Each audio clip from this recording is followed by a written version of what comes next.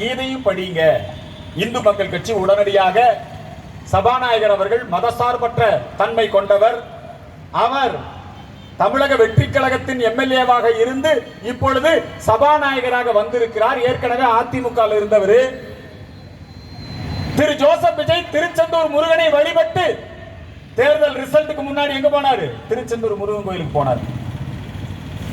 எல்லா மதத்துக்கும் பொதுவாக நடந்து கொள்கிறேன், ஜோசப் விஜய்க்கு ஜாதி மதம் கிடையாது என்றெல்லாம் நீங்கள் வெளியே நிலைநாட்ட முயலுகிறீர்கள். ஆனா சபாநாயகரும் கிறிஸ்தவர். அந்த சபாநாயகர் கிறிஸ்தவராக இருப்பதில் எங்களுக்கு மகிழ்ச்சி.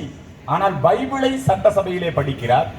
இன்னொருத்தர் இந்த ஊர்ல நின்று ஜெயிச்சிருக்கிறாரு, மதுரையில சிறுபான்மை அமைச்சர்.